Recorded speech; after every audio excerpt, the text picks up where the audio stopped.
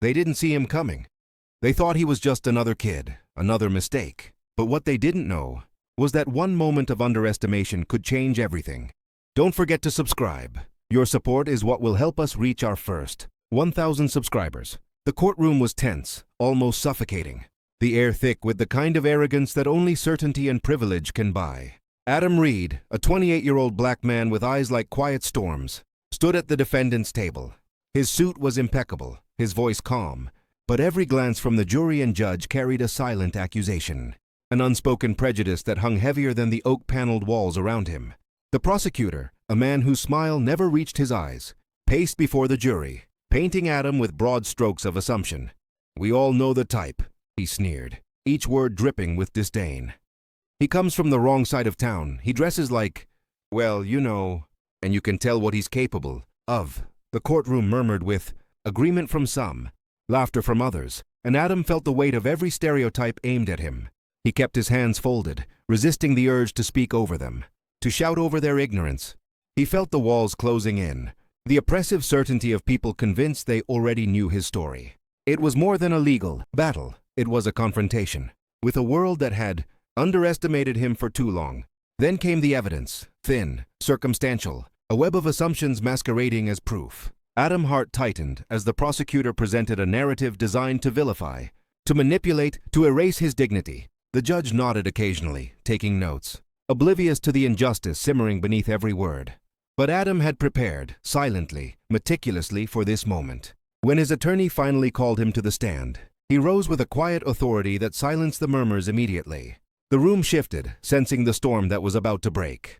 "I want everyone here to listen carefully," Adam began, his voice steady, commanding attention. "You've all assumed things about me, my upbringing, my intentions, my character, based on nothing but appearances. You've judged me before you knew me. But the truth doesn't care about your assumptions."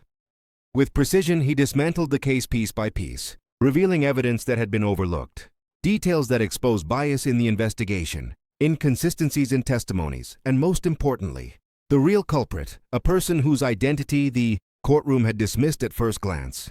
Every revelation landed like a hammer, shattering the facade of authority the prosecutor and police had built. The room grew silent, the jury leaning in, the judge raising his eyebrows, the prosecutor stammering, the air heavy with disbelief. Adam's quiet strength had flipped the balance entirely. What was once a room of judgment had become a chamber of reckoning. When the verdict finally came, Adam stood still as justice, long delayed but finally served, cleared his name.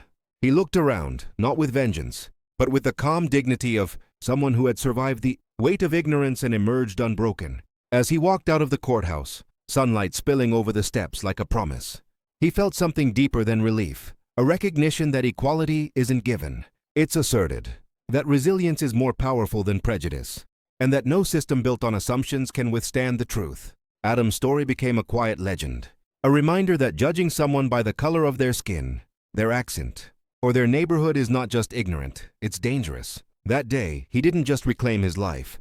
He reminded the world that dignity, justice, and humanity cannot be silenced.